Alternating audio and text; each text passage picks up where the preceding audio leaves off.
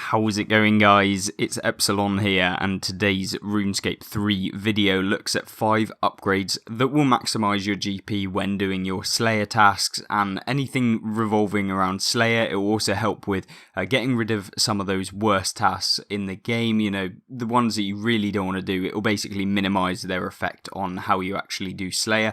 So stay tuned for all of that information. There will be timestamps in the description and also on the video, so you can just pick the points that you want to have a look at, and then there'll be some final other videos that you can have a look at the end of this one. Now, getting straight into it. What is the first thing that we're looking at? It is the Slayer helm and also the Slayer helm stand at the Anachronia base camp. So the Slayer helm, obviously you require smoking kills.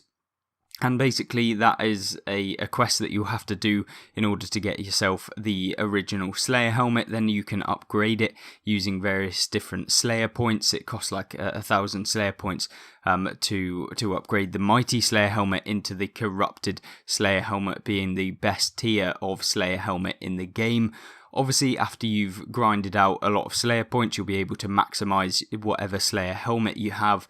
Now, in order to get the Corrupted Slayer helm, the best tier Slayer helm in the game, that provides loads of different bonuses that we'll get into in just a second, you need the Corrupted Gem. That is an item that may be dropped when killing creatures in the Sophanum Slayer dungeon. So if you're actually wanting to pick up this, you will require the Corrupted Gem and 1,000 Slayer points, and it basically is the top tier of Slayer helm in the game, and that will be super useful for when we move in to the next bit of the Slayer helm stuff. So it provides a 14.5% boost in damage and accuracy to melee, range and magic attacks. So when you're on a Slayer assignment, you basically just want to use the Slayer helmet. You don't need to use any of your other armor. It basically acts as a much better thing than anything else that you can really use. And obviously it doesn't degrade. It doesn't cost anything to actually use other than the initial cost to actually put it all together, which isn't too much, you know. Everyone should really have a Slayer helm, and it is one of the key upgrades that will basically maximise every single task that you do. The 14.5% boost in damage and accuracy will basically mean that you get your tasks done faster and also easier, and basically you'll be performing way better in those tasks and you'll make more money, obviously, if you're getting things down faster. Now, it also provides extra bonus to Slayer XP, and also it increases the chance of capturing a soul in a Shabti by 5%, which is also quite useful for putting some of the monsters that you actually want in your Slayer dungeon, basically, and that, or personal Slayer dungeon, and you'll be able to, you know, farm out some of the monsters within there. Now, as far as actually maximising the use of the Slayer helm, you want to be able to get the tier 3 upgrade on the Slayer Lodge on Anachronia, which will basically allow you to have a Slayer helmet stand, which basically you put your Slayer helmet on it, and when you put it on it, it grants all of the Slayer helmet bonuses across RuneScape without actually needing to wear the Slayer helm. Now, that is absolutely amazing, you know, the 14.5% bonus damage, and also, you know, you've got the extra thing of actually getting a 6% damage boost across Anachronia. So when you actually stack them all up, you're going to be dealing way more damage and have that higher accuracy. You're also going to be able to use gear that is technically better than the Slayer helm, so you won't have to use just the Slayer helm. You can actually get the bonuses from it and using your own, which means that you're going to take out enemies much faster within the game, and yeah, you'll certainly be earning a lot more GP per hour, because obviously you'll be taking down all of the mobs much faster on RuneScape 3.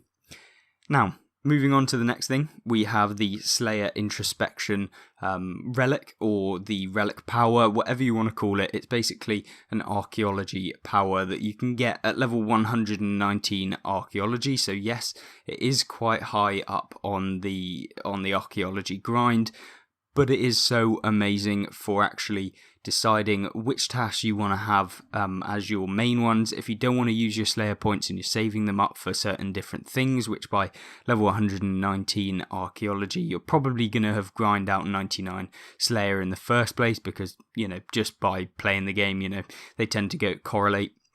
But the the Slayer Introspection. It basically allows you to choose a maximum and a minimum amount of Slayer mobs every single time you get a task. So you can choose the maximum amount of monsters within your task or the minimum. So when you get those tasks that are terrible, you can put the minimum one on there, or if you get the GP making ones, you can actually boost that up and have the maximum amount of monsters that within that task. So that's going to mean that you can actually farm more GP on that Slayer task because there are more monsters.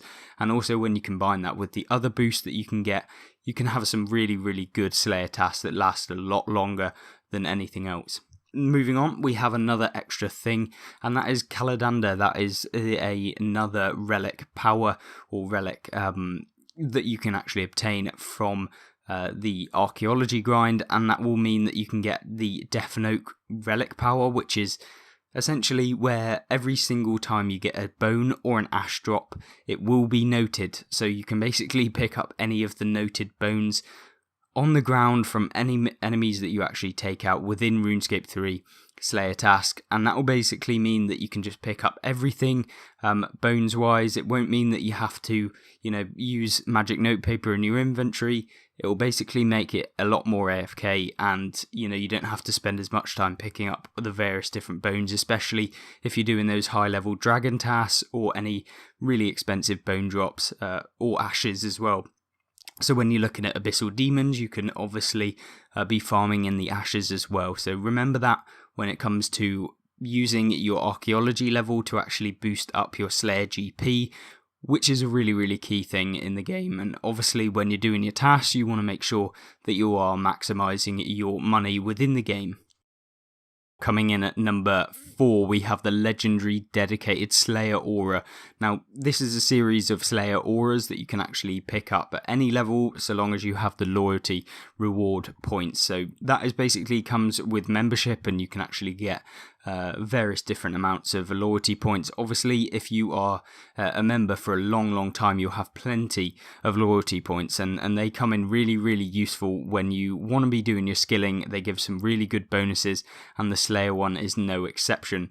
Now, with regards to actually picking up the aura, you want to go for the Supreme Dedicated Slayer Aura, costing you a cumulative amount of 115,000, and that will give you a 10% chance to actually avoid the Slayer kill actually being reduced. So when you take out an enemy within your Slayer task, it will basically mean that the kill counter will actually not reduce. That means that in essence, you'll be having 10% higher amount of mobs within your Slayer task when the aura is activated. So if you roll on average every single time, so that will mean that, say if you have 100 mobs, that technically means that you will have 110 mobs within that Slayer task because of the 10% chance. It also kind of works as though it stacks on itself. So obviously, although you're doing it 100 times, when it reduces, you've still got 100. So actually, technically, you'll be doing more probably than that. So yeah, really, really good aura. That'll basically mean that when you've got your really good tasks, you can actually pop this aura, use your extension if you really want to do that. It's only a 10 Viswax as well, so it's super cheap if you want to actually double the aura length. That would mean that you get 2 hours of duration and a cooldown of 3 hours, so you can use it fairly reliably, and it's a really, really good aura that you can use every single day if you are doing your Slayer tasks and you're using the aura to do some of your key tasks that you actually really want. It's up to you what task you actually use it on, and if you're going to be doing a lot of Slayer, this will basically mean you don't have to then relocate as often, and it's basically going to mean that on those really high earning, money making GP Slayer tasks, you're going to make some crazy amounts more money on those tasks. As far as the 5th item or upgrade, it is the Oldak Coil and the Dwarf Multi-Cannon, or the Royal Dwarf Multi-Cannon, that you can actually pick up, which is super, super useful on those tasks where you are allowed to use the Oldak Coil or the Dwarf Multi-Cannon, and it basically speeds up the amount of time it takes to actually complete your task, which means that you can actually get the task done quicker. It also means if you've got some of the terrible tasks that really don't earn that much money, you can drop one of these down, grind through it, and then get to a task that does actually make you money. And that is something that people forget. You know, the longer time you actually spend doing this terrible task means that you're going to be spending less time doing those really good ones. So popping down a dwarf multi-cannon or a royal dwarf multi-cannon to just get through those terrible tasks within Slayer, then you're going to be doing a much better job, earning more GP in the overall grand scheme of things. Now, in order to actually pick up the Dwarf Multi-Cannon or the Royal Dwarf Multi-Cannon or the Oldak Coil, there's a few different things you need to do. To get the Dwarf Multi-Cannon, you have to do the Dwarf Cannon quest, which has to be completed, and then they'll basically give you the base stand, furnace and barrels, and then you can use cannonballs, which cost obviously GP to actually use, and then you pop them into the cannon and it will automatically target the nearby enemies within the range of you and also whatever you're fighting. Basically increases your DPS overall, and it's really, really good for certain tasks. Now, as far as upgrading it, you can put it into the Royal Dwarf Multi-Cannon, but it does take 150% respect from participating in the Artisan's Workshop. So if you are wanting to do the Dwarf Multi-Cannon and actually fully maximise it, then you can do that in the Artisan's Workshop. Make sure that you get it up to 150%, and then you can get the Royal Cannon stand, base, barrels and furnace, combine it all together into the Royal Dwarf Multi-Cannon. This has a significant advantage. And that basically allowed you to hold 90 cannonballs instead of the 30 cannonballs that you had previously. When you've got the 90 cannonballs, you basically can AFK more. You don't have to come back to the game to put in the cannonballs into your multi-cannon as often, and that's really, really useful for those of you who are wanting to do those AFK tasks where you can earn lots of money from literally paying no attention to the game, and yeah, this is certainly a way to do it. There is also a thing in the Artisan's Workshop that allows you to actually automatically fill the cannon if you're within 15 spaces, and that is basically a reward called the Restocking Cannon. So if you want to actually use that, then you can purchase that in the Artisan's Workshop shop as well. So make sure you do that. And it also works for the Oldak Coil, which is a magic variant. This is really, really useful. You do need 70 invention to actually unlock the Oldak Coil, and it costs a decent amount of goblin currency, which you basically have to upgrade through the tech tree, and then you can get the Oldak Coil. But it is 100% effective. It takes about 2 days if you actually want to do it, complete all of the tasks in the first objectives on the goblin tasks, and then you want to actually complete the second day's worth of tasks, and you'll basically have the Oldak Coil, so it doesn't really take that long. It takes probably 5 minutes to do the tasks each day, so 10 minutes of your time to get it, and then you'll have it forever then. Really, really useful, and it benefits as well from the upgrades that you can get on the Royal Dwarf Multi-Cannon. So, being able to stock 90 cannonballs and also automatically restocking as well. So remember that. Really, really useful thing in terms of increasing your DPS. And it also works very well if you've got Cinderbane gloves, because it actually uses the boost, whereby you can actually poison lots of enemies all at once. So it's really, really useful. Definitely an upgrade worth doing, and yeah, I can't recommend it anymore. And then at the end of this video, I am just putting a list of items that will also help you with regards to maximising your GP. Obviously, I won't go into too much detail. They're basically just a magic note paper to just note the drops that aren't actually noted themselves.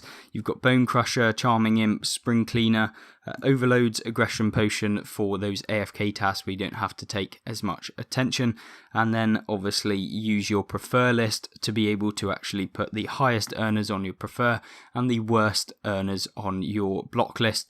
And yeah, basically use the task system, use all of these perks in conjunction with one another, and you'll be doing more DPS, having tasks of the best moneymaker ones for longer, having tasks of the worst ones for less time if you actually don't want to just skip them using your Slayer XP or Slayer points.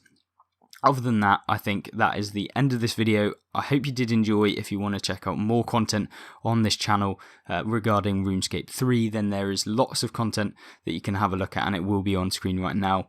Other than that, I hope you have a great rest of your day, and I hope to see you in the next video. Goodbye.